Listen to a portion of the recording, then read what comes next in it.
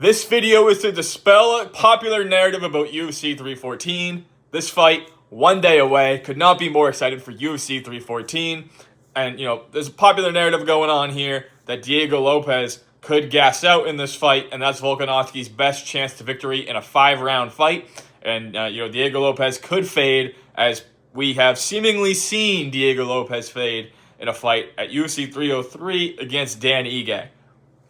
Was that necessarily the case? I'm not sure. I mean, there were some circumstances that Diego Lopes kind of didn't look himself in that third round. Diego Lopes really presses forward and really goes for the finishes early. That's why I think he's going to be a really dangerous opponent for Volkanovski.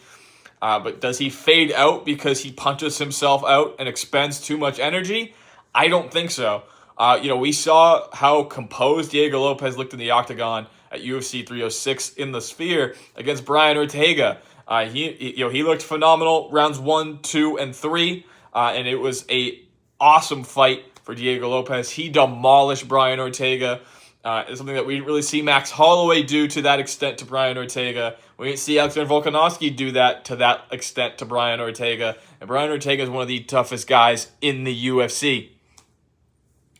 So for Diego Lopes, he did not look himself in that third round. He had to cut his weight to 145 pounds. Dan Ige didn't cut weight at all. So Ortega and Lopes was supposed to happen at UFC 303. Lopes cuts his weight to 145. Ortega says, with a day to go, I can't make it. And then it's 155 pounds. So he had to watch how he rehydrated. Next thing you know, he's fighting at 161 pounds in a catchweight fight against Dan Ige, who had a much longer camp than Diego Lopes because he was training for an upcoming fight in July, just a couple weeks away. Diego Lopes took that Ortega fight on short notice. The original fight was supposed to be Jamal Hill and Khalil Roundtree. That ended up being Jamal Hill and Carlos Ulberg. Jamal Hill got injured.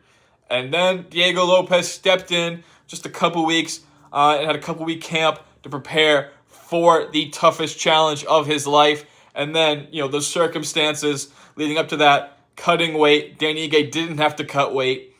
So I really don't think it should be a concern about Diego Lopes's cardio. That was the only time we've seen Diego Lopes seemingly have an issue with his cardio. And the next fight out, he was composed. He was fantastic. Rounds 1 through 3.